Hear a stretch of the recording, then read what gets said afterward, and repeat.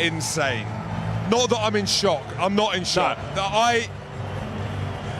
The All Blacks were immense. Absolutely unbelievable. Deserving winners. There's nothing in that where I'm like, oh, they didn't deserve to win.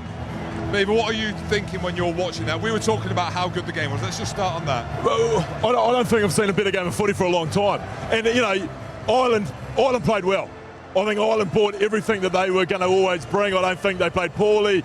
But the All Blacks played to a level that they haven't played to for a long time. And they were accurate in everything they did. And we talked off air, mate. There was a few guys who were unbelievable tonight.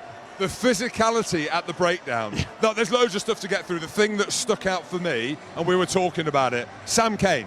Yep. Ardy Surveyor, Frizzell in the back row. But let's just go with Sam Cane because the pressure he's been under. Mate, and we had the great Richie McCaw before, and we spoke off there. He's been in camp. How do you follow on from Richie McCaw? That was a game for the ages of sevens. I mean, Sammy Cane put on a hit about 4 minutes into the game. They earned the penalty. Ardy got over the ball. Sammy Cane was unbelievable tonight. That was a performance, and I talked pre-game. Like, the boys will follow him. Mate, he's an inspiring man, and you might not see it from the outside, but what he did tonight, I always say, he's the only person that I reckon I've played with that when he tackles someone, he tries to hurt people every time he tackles. Yeah. I mean, I'm just trying to trip people over. But Sammy Cane hurts people every time he tries to make a tackle, and Ardy Surveyor, you mentioned too, phenomenal performance. Oh, I don't even know where to go with this because I'm a little bit in shock, and I shouldn't be. I'm a player that has actually written off. There's Sam Cane there. Absolutely unbelievable. Big smile on his face. Write the All Blacks off at your peril, and I have. Yeah. And I say that I have, it's because they were playing against Ireland, the #1 team in the world, 17 games on the spin, have had the All Blacks number, went down to New Zealand, beat you boys down there, and we're on this wave. Yep.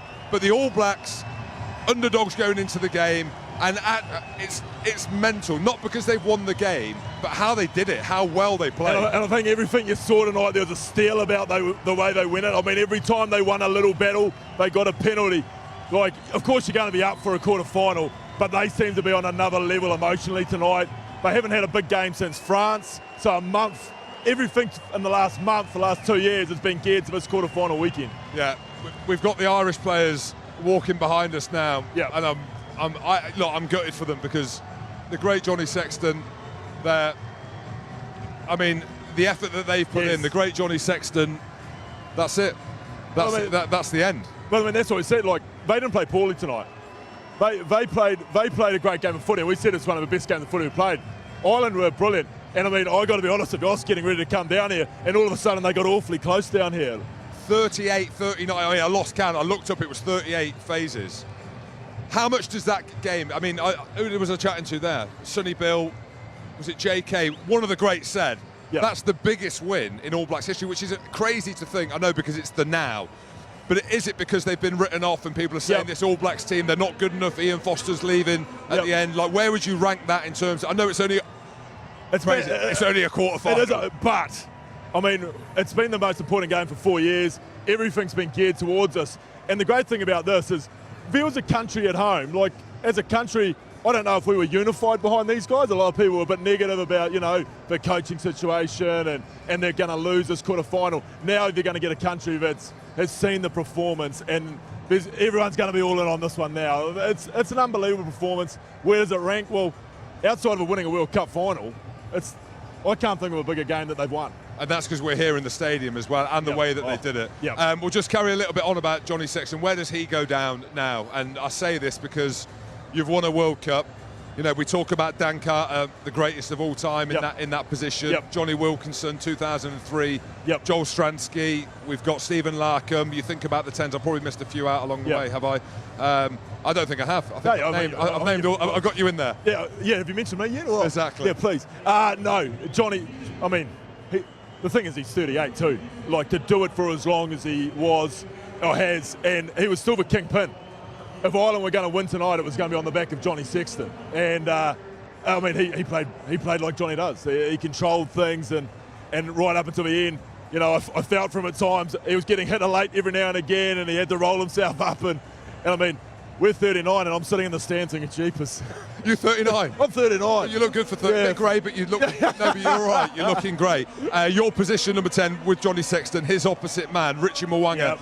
Not that I'm an expert. I am absolutely not. I am going based on casual listening, casual viewing of media in New Zealand, where the question marks over Richie Mwanga. Is he the best 10? Is it Bowden Barrett? Do they work 10 and 15? I thought Richie Mwanga tonight was absolutely unbelievable. When you consider everything, the occasion, the quarterfinal, underdogs, it's probably Richie's best performance as an All Black. Well, he's played wonderful games, but I mean, but I don't think they've meant as much tonight. Like, it's a quarterfinal, and as you say, at times, I mean, the break to set up Will Jordan, Jay Lowe, one of the great men. Oh, yeah. Hello, James. Mate, did you get dressed in the dark? Yeah. It's been a big old time, mate. Tough luck. Well done, mate. Yeah, I mean, Richie's performance tonight, I mean, that line break set it up, but just as assured game, everything. And I mean, Bodie's probably come under a bit of heat too for the first time in bloody years. And I thought he was so assured at 15 tonight. Yeah. He was so assured. Just a calm head. I mean, obviously people are always quick to sort of push people out the door, but on a night like tonight, I don't think experience, you can't put a price on it. No, and if you were looking, it's completely irrelevant now, not any cracks in Ireland's game, but how the All Blacks could potentially unlock Ireland. The balls in the air, for example, then 50-50s. We had great seats. We weren't in the expensive seats, we're in the media seats, the hard seats. But you could see the way that they were playing, like tactically. So everyone thinks about this back line that they can score tries, they can throw the ball around, but tactically, as a back three, Aaron Smith at 9 with a 10 with the kicks going up, that shows that there's more layers to this team than we thought. Well, I thought. 100%, and you talk about the back three being attacking and all of that. The kicking game sets up those opportunities. Every kick that they put in, they're hoping that they get a sloppy kick back for the back three to then get Will Jordan, Lester Whananoku, Bodie in the game. And that's what it's all set up to do. And I mean, everyone was very critical, and rightfully so, of the kicking game against the French out here in the opener. Tonight was a whole different kettle of fish. Yeah, I've got an answer for this, but it doesn't matter what I say. I wrote the All Black. I didn't write them off, but I said. I can't believe you wrote them off. Well, I didn't think the front five had enough power. I said that I don't think the All Blacks tight five have enough power, and they absolutely monstered Ireland at the breakdown today. Apart from, the scrums were a bit dodgy all night, and how they were going. Wayne Barnes refereed them. He was making the right call, being a bit of a horse here. Andrew Porter was running up the side. Barnsley pinged them. But the physicality and the breakdown, we keep talking about it, so I'm being a bit of a horse here, but have you seen enough tonight to think that this team, how crazy is this? Because I was saying it wouldn't happen. I've seen enough to see the All Blacks go all the way. Well, of course, yeah. But you've probably seen the same from the French and the South Africans too. But that was a performance that's going to take some beating. And obviously they've got to pick themselves up and go again next week, and that's going to be the challenge to emotionally get up again. But performance-wise, as I said, mate, in the last 4 years, maybe the game in South Africa last year where it probably saved the group, that was a performance maybe rivaling that. But considering the occasion, there's about 60,000 Irish here, the opposition of the highest quality, I don't think you can underrate that performance. It's enough now, I think, for everyone to believe that this is a World Cup that they can win.